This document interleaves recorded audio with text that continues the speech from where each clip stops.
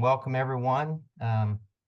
Today we're going to bring you another free webinar from Waters Correctional Outreach. Our topic is one that desperately needs our attention, and we're talking about family wellness for corrections and public safety staff.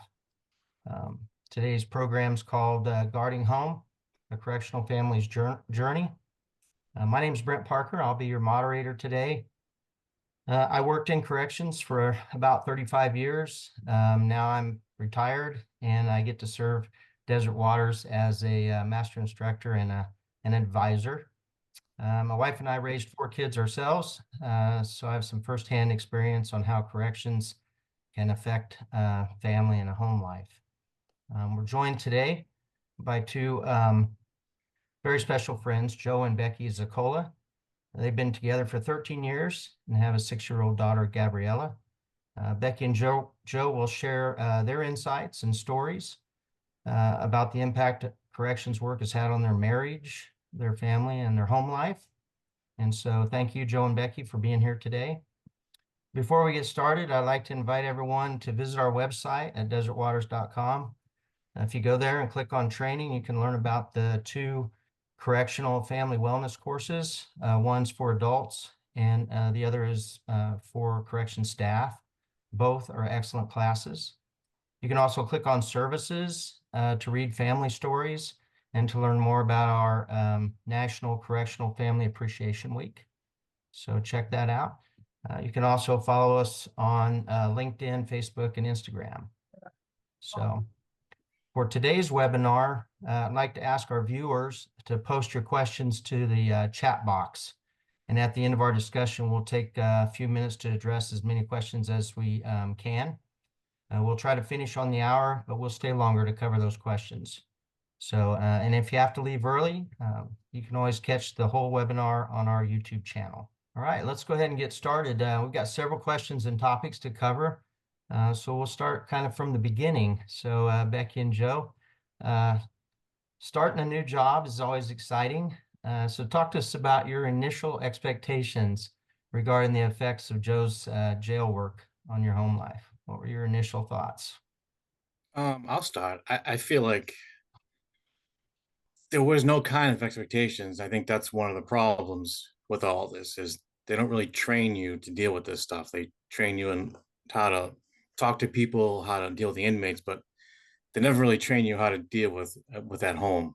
So I think that's one of the major things that taking this class had shown me. Like I wasn't prepared for that at all. I was very prepared for working in the jail, but as far as like my home life and my friends, my family, I wasn't prepared for that at all. And I think that's the major issue I think that we have is there's just no training in that part of it. My expectations were normal. I was like, okay, I know this man who's working in the jail. My sister was working there with him. My brother-in-law was working there with him. So I thought like I knew what to expect because I had been in that environment with them for so long. But then having a relationship and a family with someone is very different than just being around people who are working in the system. So I thought I knew what I was getting myself into. But lo and behold, I did not. So I'd say my expectations were, I thought I knew, but it really didn't. And it had there was a massive change of, what I thought reality was going to be like and what reality really was. I think that's pretty common. I think we run into that all over the country when we train. Even people coming into corrections don't always know what they're getting into, and the family totally on the outside looking in so often. So maybe that's one thing we can do a lot better in the future, is help people understand that connection. And even though correction staff are told 100 times, don't bring your work home with you, that's easier said than done. So do you guys recall some actual experiences where you felt corrections had a direct impact on your home life? I mean, I can go first. I have a million examples. But I can just give a few. I mean, there's some ways that impacted our home life that um, are not like seen to Joe or the outside person, right? Where they impacted it in the sense of Joe's like slow distancing from actually who he truly was, but then also from our family, um, which from an impact perspective, just kind of like left me alone, right? And it left me alone to take care of the house and work a full-time job and be a parent and do all the stuff, right? That um you're supposed to be doing with somebody else. Um and then there's impacts that, oh gosh, I won't cry already. I'm sorry. Um there's impacts of like the actual job, right? The what I said before is intangible, and there's impacts of his actual job where, you know, he's on the tactical response team, and there was something happening down in the city, where I knew he was out there, and so I'm watching live footage on the news of them saying like, shots fired on Tremont Street, and they're lighting police cars on fire. And you just sit there watching the news because obviously he doesn't have his phone. He's not going to say, "Oh, hey, babe, I'm doing great out here." Um, but I'm watching there just like full of anxiety, like watching, thinking, okay, I'll just wait till he, lets me know he's back, and you just sit there and to like watch it live. That was just something I'll never forget, because I just remember waiting until I think it was like 2:30 in the morning that he finally was able to tell me that he was back. And then I knew then when he actually came home, like I always tell him this, you don't even know I did this, but I'm like, I took the next day off of work so that I could take care of him, get him off the couch, like get him food, like, because I knew he was going to be in another place. And so there's tangible and then intangible impacts. I could go on and on with examples, but I'm sure Joe has some of his own to cover. I mean, for me, I just feel it's like some days you come home and you don't even know why you're in a bad mood. Like you don't know why. Like you don't want to talk to anybody for like 3, 4 hours. You just want to sit on the couch and you see your wife and kid going out front to play, and it's just not there, and you to go out there.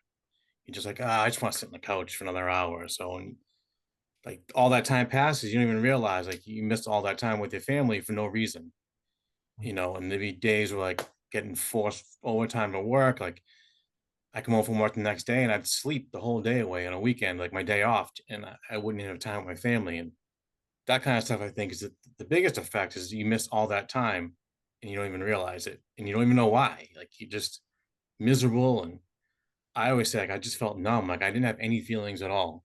And I never understood why. I didn't get it. I think it's crazy to think of the times that I missed and I didn't even realize it.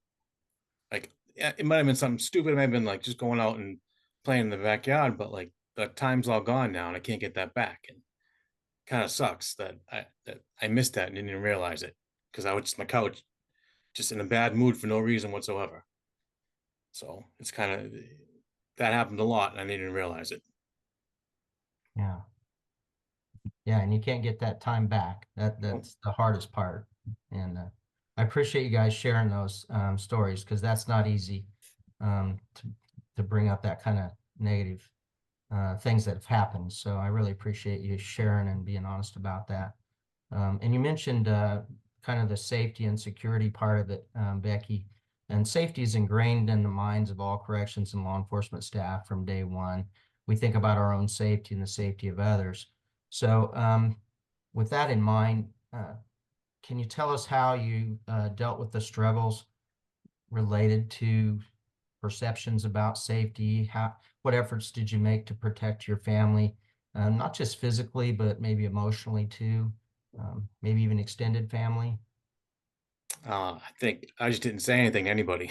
That was, to me, that was protecting everybody. It was just not talking about it, just keeping it all in. And I'd leave work and whatever happened that day at work would just stay there. Well, I thought it would stay there, but like that was my whole goal, was just not telling her anything because I thought that was the right thing to do, because that was taught to us. It's like, just leave it at work, you'll be fine. But it wasn't. It just made everything that much worse in the long run.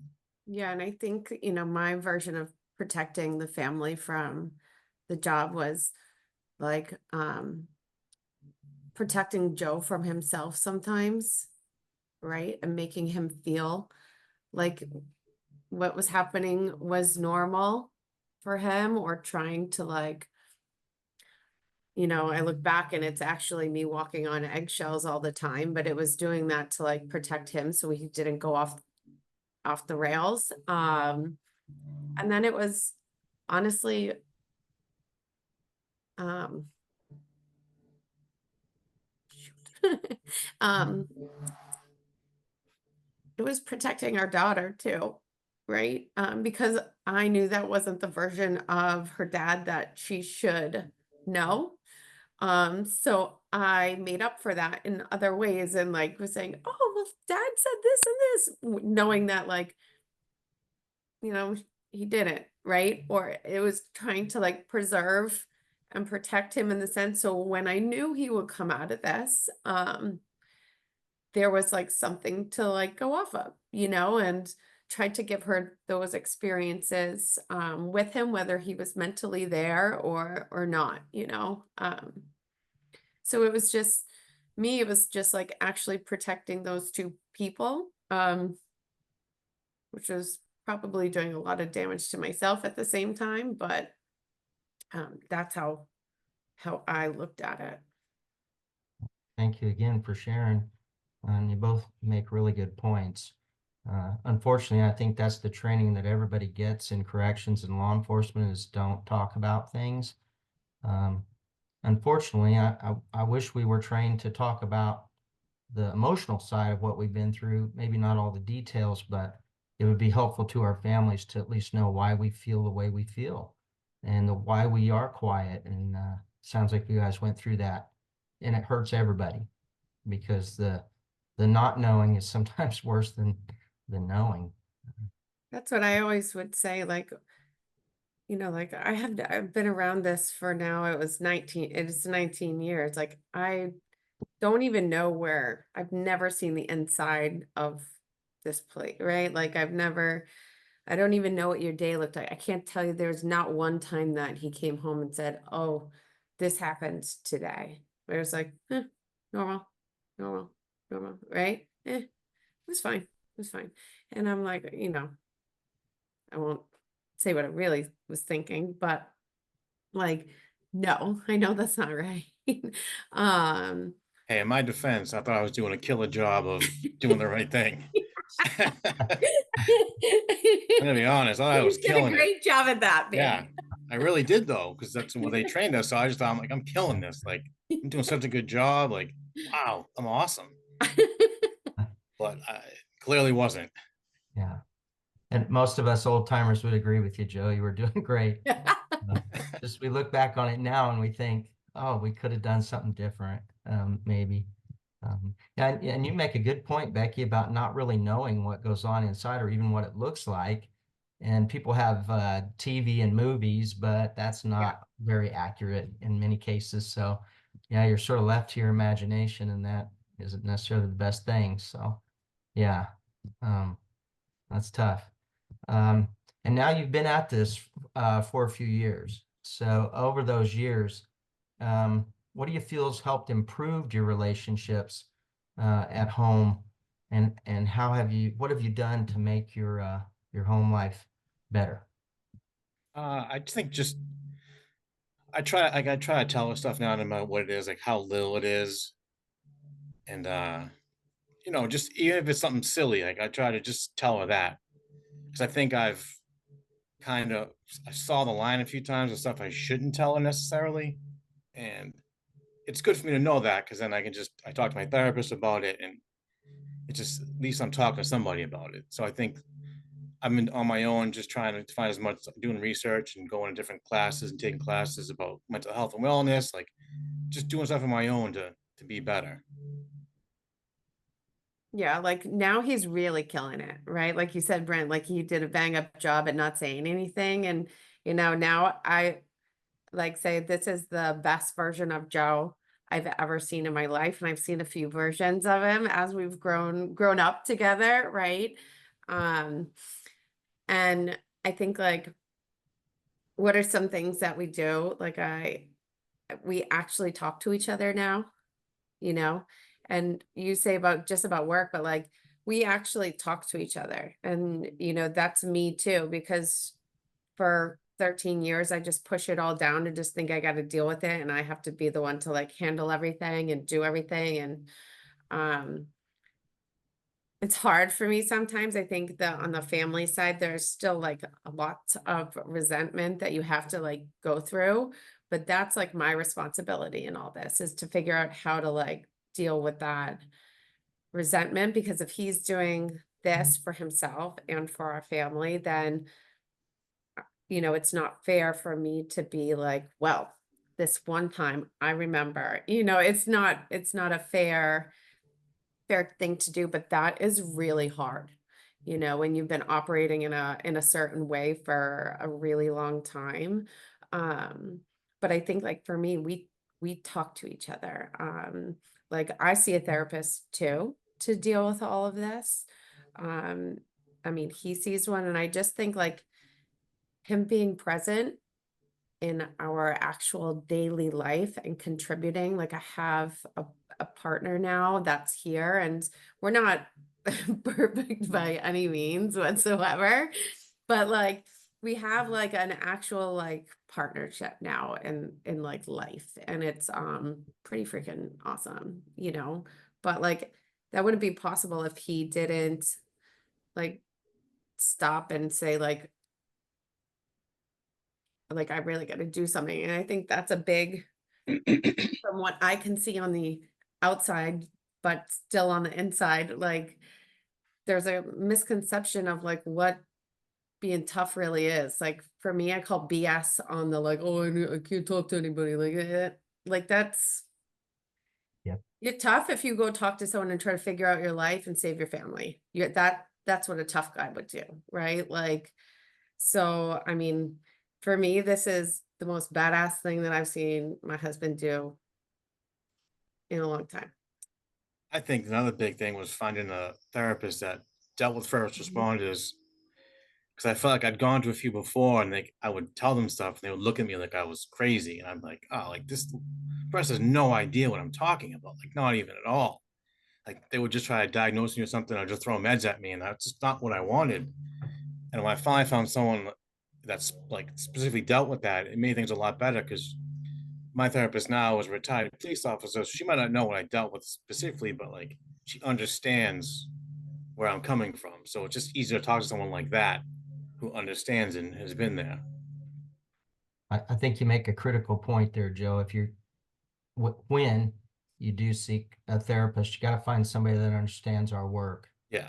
Otherwise, they'll just look at us like, why do you do that? Yeah. There's no reason to do what you do. But people that understand corrections and law enforcement can help us a great deal. And what you've done, what Joe's done, has really stepping outside of the culture that corrections has had for 100 years. I mean, it's a tough guy culture, and it serves us sometimes when we have to be tough. But the problem is we become that all the time, 24/7. It's not necessary, and we lose ourselves in that process, and then we can lose our families too. So what you've done, Joe, deserves huge kudos, and the fact that you guys are communicating and doing well. That's what it's supposed to do. That's what's supposed to happen. And I think too, Brent, like you just said, like you guys lose yourselves, but I saw the correctional fatigue wheel, and I remember saying when I was doing the training with Chris and Justin, like, where's the wheel showing what happens to the family, right? Because there should be one right next to it. Like Yeah. Joe, when he met me, they kept saying would always say, "Oh, you're so positive about everything. You have rose-colored glasses," and it was like yin and yang, right? And I slowly became a different person too. Like I was not myself. I lost myself trying to support the rest of this. And I think that's important for like family members or whomever too, is like there's an impact to themselves too that they need to pay attention to. Mhm. Yeah, and the ripple effect is for spouses and even for kids. Mhm. I was probably 25 years into my career, and my 6-year-old daughter slipped me a little note one day that she had scribbled on there, "Daddy, when can we play? I love you." And oh man, I realized then I was too much work and not enough family. And I changed my whole outlook. And we went out and jumped on the trampoline, and that became our normal routine. But it took a 6-year-old to open my eyes to the fact that this work thing that's not real life. Real life's at home with family, and that's what really counts. So I'm really Yeah, I happy. remember one time I was at work because we were getting forced to hold like a lot. And I'd FaceTime Becky from the locker room just to say like good night and whatever. And my daughter was walking around the room with a suitcase. I'm like, Becky, what is she doing? And Becky's like, Gabby, what are you doing? And she's like, I'm gonna go see daddy. I was just like, oh God, like Ooh, I was brutal. I'm like, it like hurt because I'm like, that means she doesn't even like see me. Like, so I was kind of tough to swallow, a tough pill to swallow at that point. And you don't want to hear that. Like your daughter wants to go to work just to see you. Like that's a tough one, you know? yeah. And you know, we hear this a lot too, the overtime and the extra money and all that. It only means so much. Yeah. That family and that time that you're losing is so much more valuable in the long run. So, You know? yeah, gosh, I appreciate you guys sharing. Um, so a lot of people are in the same boat. They've struggled for years and don't really know what to do. Um, what words of wisdom do you have for seasoned correctional couples, people that have been sitting on this same situation for maybe decades? I mean, I'm gonna say you need to want it for yourself. Like, because the whole time we were having tough times, like, it didn't matter what Becky said to me. Like, I didn't, it's not wasn't I wasn't listening. It didn't register until, I don't know, finally one day I realized that I just wasn't a good husband or a good person or a good father. And I was just like, that's not who I want to be. And I think until you want it for yourself, like, it's just not gonna work because you can fake the funk, but it doesn't do anything. And like, I remember one time we were probably at our end, probably hanging on by a string, and she had scheduled a knee surgery. And just to do the right thing, like we were pretty much over at that point. And I just, for some reason, someone had recommended me read this book, and nothing ever happened. So I dropped Becky off for the surgery, and I was just in the car reading it. And it was just one of those moments where it just freaked me out because like I felt like I was reading like my life. I didn't understand how some person I never met, like different part of the country, like how he could feel exactly the same that I did. It just confused me. And it was that point that I was just like, wow, I really am not right. Like I need to take care of this because like it's not just me. So I think that was my biggest eye opener. And my biggest thing would be just you need to want it for yourself. Go ahead, But Becky. I'm trying. I'm like, don't cry like a person. Anytime. I think my advice because I remember, I was taking this family course, and I'm very outspoken. And I will speak up a lot. And so I was giving feedback in real time on some things and just like experiences and like emotions, right? And I think, you know, I was looking around and I kept saying like, okay, I'm the OG in this room. Like I'm the OG in this room, and how I'm responding right now is actually going to impact like some of the other family members in the room. And so I just remember like immediately, like there was like a switch in my mind of saying, okay, stop.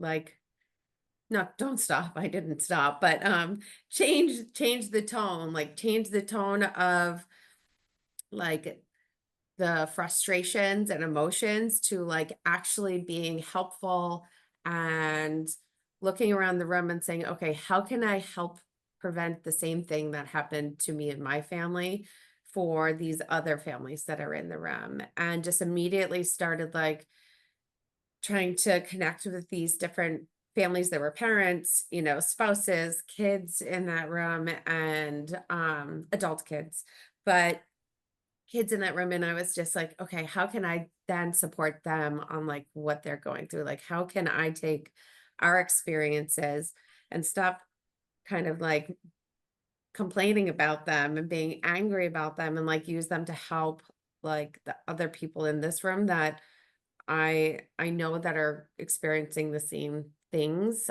as we are. And I think my mentality just shifted into, okay, how can we help each other? Like, how can we be supportive of each other and these experiences? And I think, you know, Joe and I spoke at the One Voice United conference with Katarina about the course that we took. And for me, it was mind blowing at the end of the panel how many people came up to Joe and I and were talking about like relating to our story, and like it was honestly crazy. I had to go like, take a break because I was just like there were so many people that are just going through the same thing, and that's where I just want us to like figure out how we can do better for each other, you know?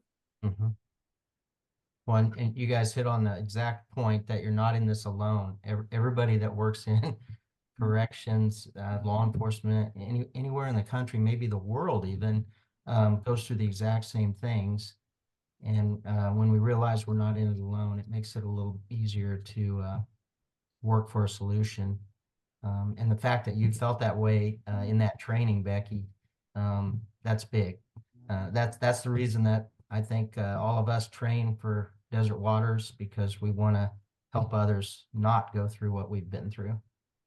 And we've all been through it.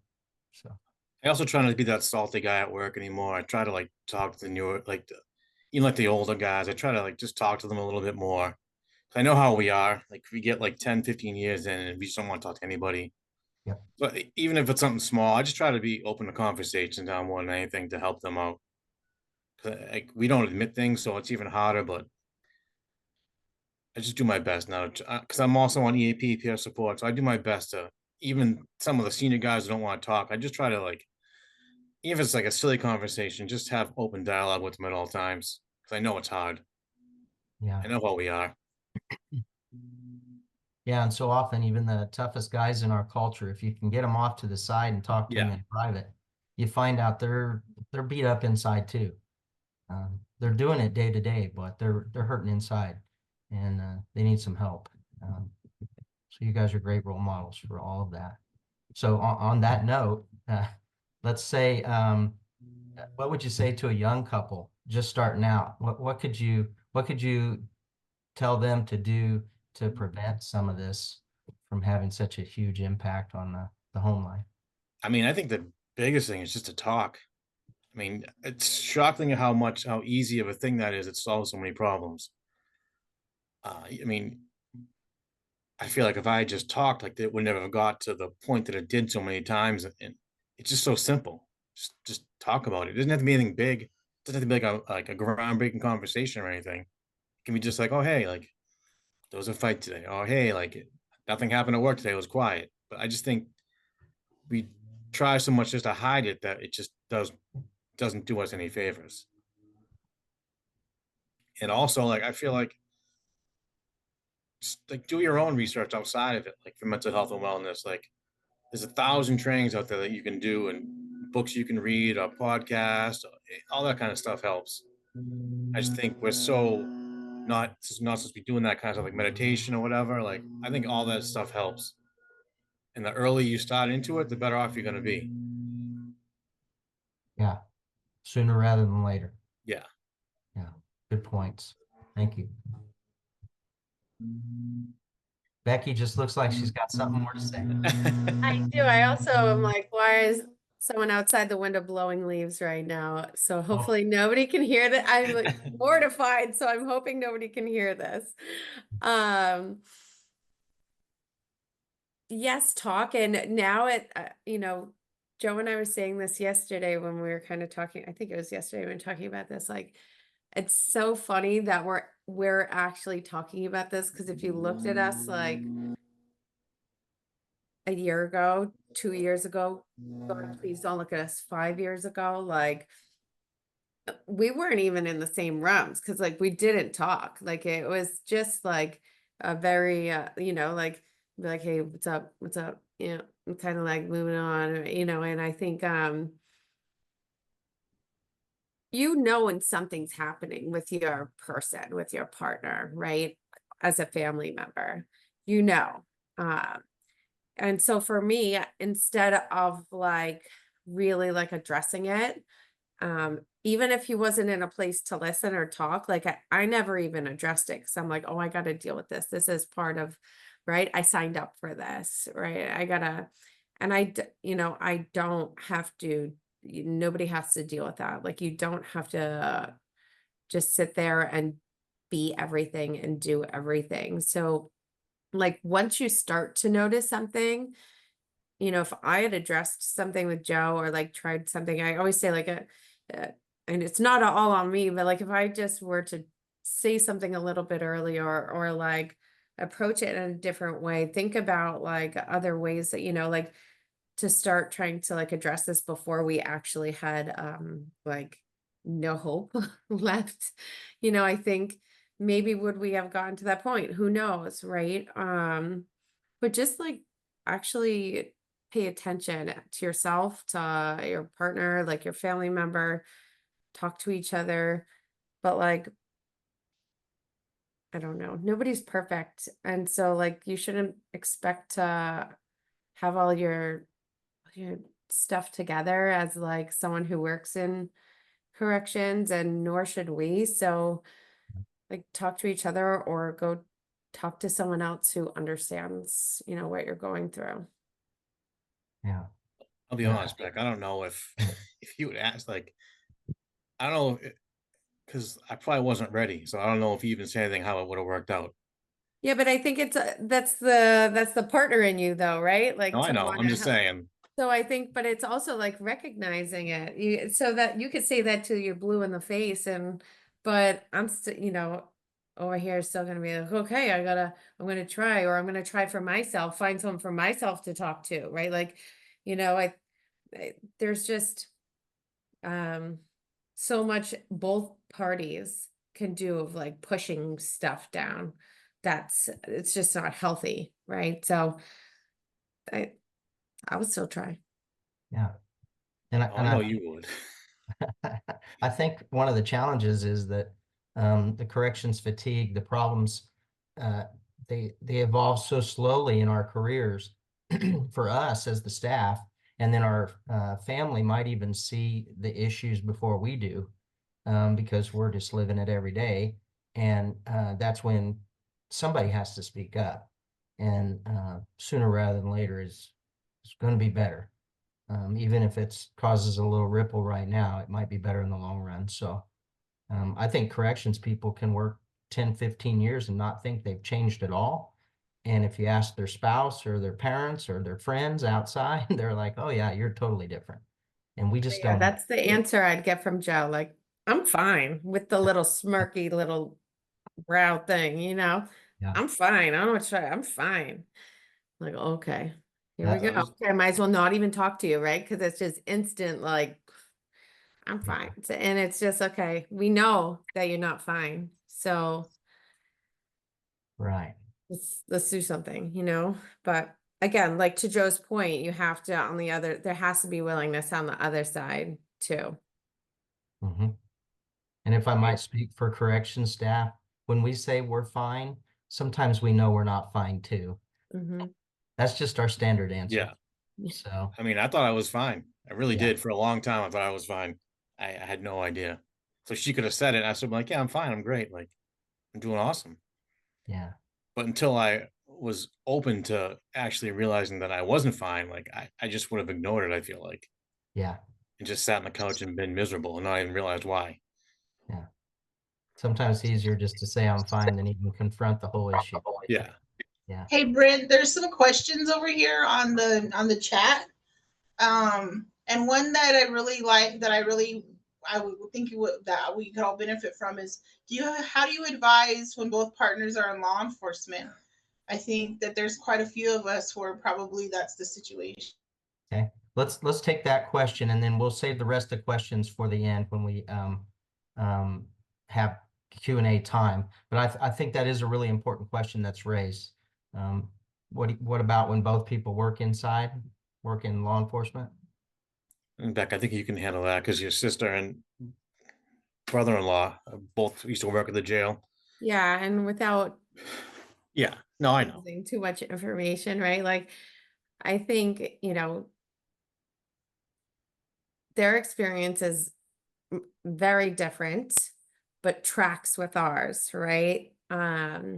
If that makes any sense at all. But they experience a lot of the same struggles that we do with communication, but it's different because they're both dealing with different trauma and stress in different ways. Where their interactions, within the jail and the system now are different. And I think I look at the situation, and it can't be something that is easy whatsoever, right? Because like we're saying, it takes both parties to like really kind of try to rectify or communicate or work through some things. I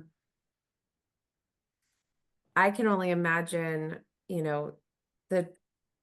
the trauma and honestly the depression and the emotions that you all have on your end times two, right? Mine are resentment and struggle and like pressure, and like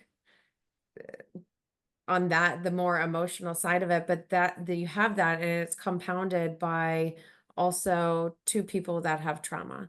And I think it's, for me, I can't say what the right answer is, right? Because we're not in that scenario, and it's probably different for everyone, but I would think it would take two people working through their own individual trauma, and experiences that they have. And then, I mean, honestly, going to maybe some counseling together as a team, right?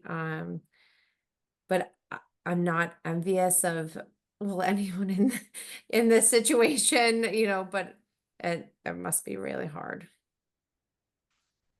And if I might just add a comment or two there, I think Becky's exactly right. You got a double helping of corrections fatigue or law enforcement fatigue when you've got both people working in that industry, that business. So it's going to take exponentially more effort on both people to recognize and respect each other's boundaries and talk about things that aren't comfortable. One thing I've heard from a lot of dual law enforcement couples is they have to make boundaries. So they only spend so much time each day talking about work. They both get their chances. And then when that time limit is up, they get on with life and try to separate home life from work life, which of course is much easier to say than to do. But without some boundaries, it's going to be very difficult, and you're going to have a double helping. So it's a huge challenge. Some people make it work though, so I know it can be done. Mhm. And I think a lot of people that have both spouses in law enforcement, the successful ones, do find counseling to be very helpful. I just think that's critical. I wanted to ask Joe and Becky to tell us about the two classes that you took in recently, the correctional family wellness classes. So give us some thoughts, insights on those two classes. I know you had great instructors, so tell us how that went. I loved it.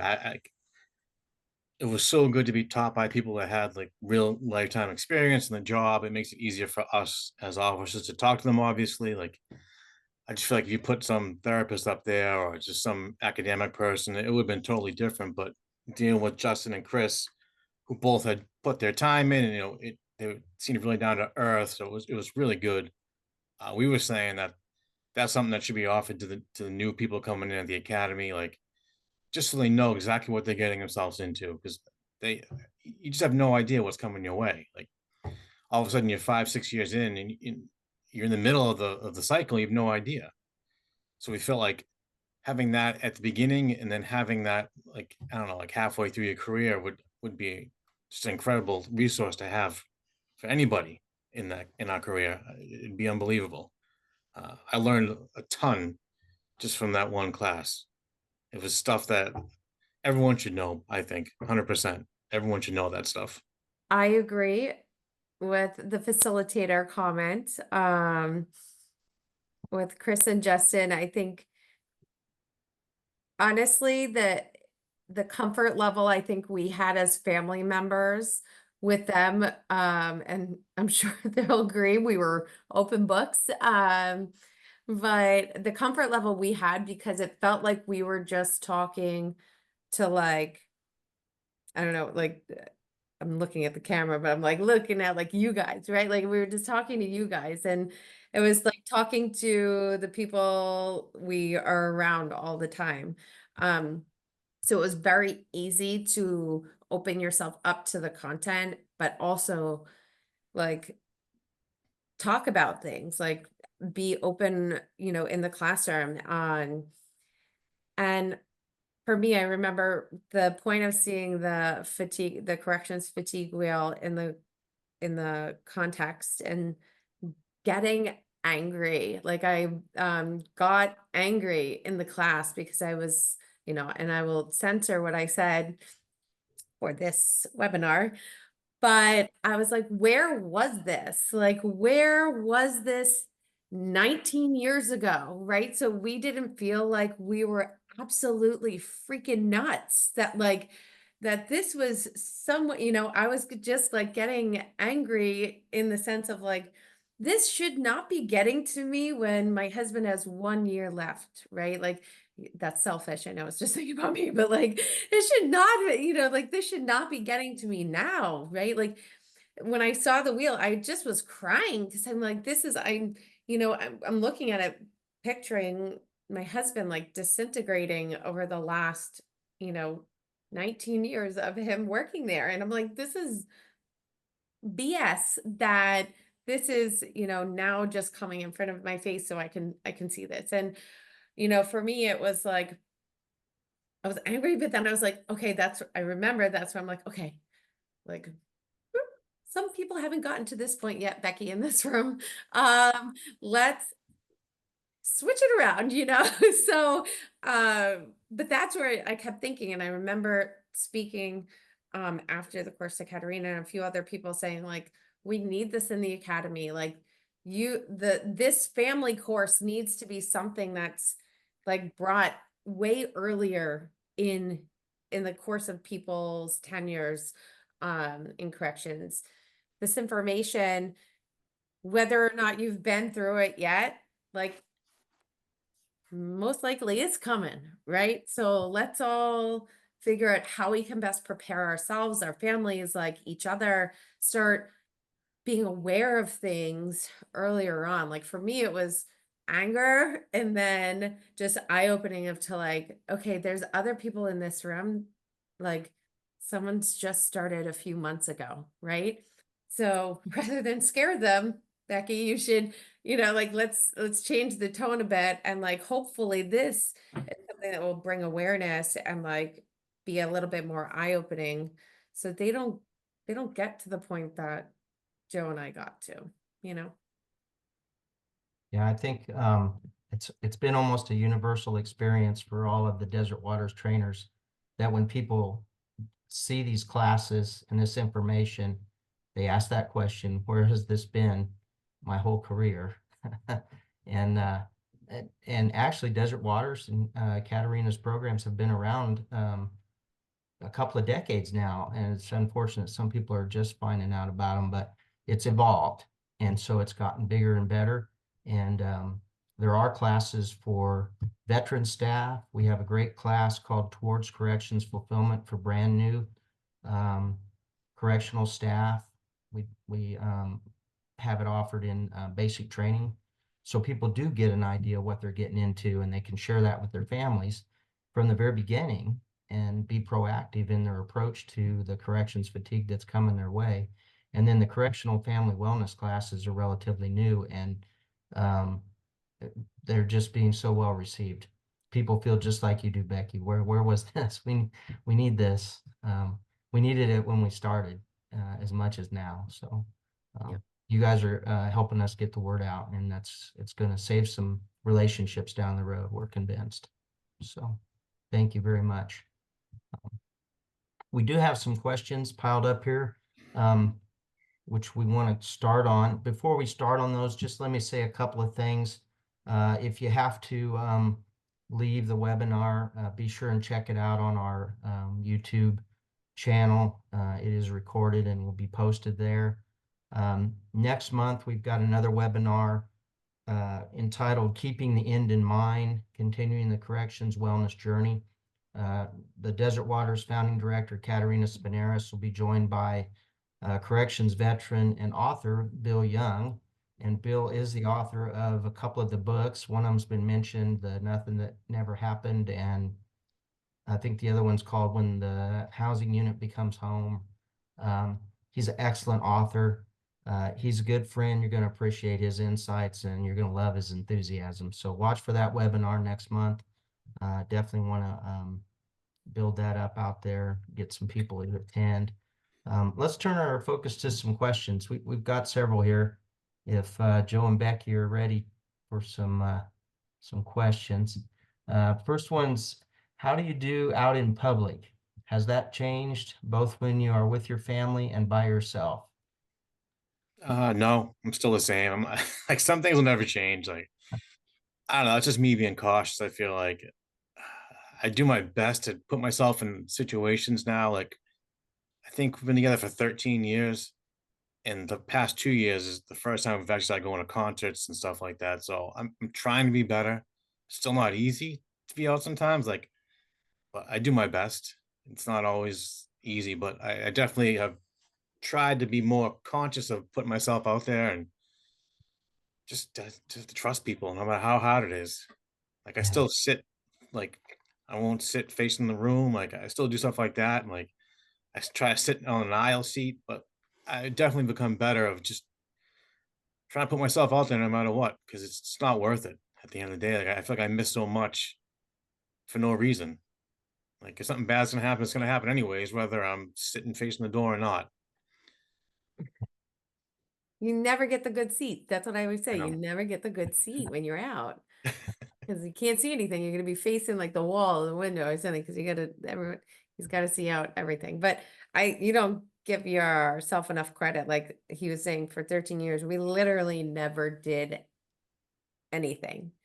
And we've done more this past year. Like we're living, right? Like I'm thrilled. So I will pay for that extra seat, like on the aisle, or I'll pay, please. I think if it gets him out to do something, like the fact that he's excited, his version of excited to go do something, I'm in. And so I don't think you give yourself enough credit, but he is still the same, right? I think it's just like adapting and like being a little bit, both me and him, like being a little bit more cognizant of like, okay, what would make you more comfortable if we went to a concert? Is it sitting on an aisle seat, like down closer by the exit, like so we could, let's figure that out. I think you've tried a lot harder, but you're doing a great job. Excellent. Excellent. I can tell you the change is slow. Even once we know what we're doing and what we need to work on, change comes slow. And I've been retired now for almost 8 years, and I'm still getting better. So don't be too hard on yourself, Joe. I mean, I don't know if I'll ever change Yeah. completely. Like, I don't know. There's something built into me now, I guess, which is fine with me. I'd rather be cautious to something. So if Yeah. she isn't psyched about that, like, at least I go, right? Yeah.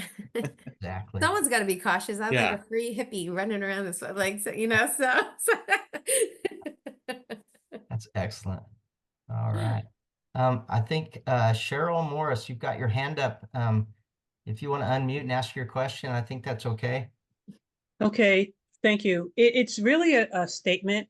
I worked in corrections for 30 years and I was a civilian, and the experiences are parallel no matter what discipline you work in.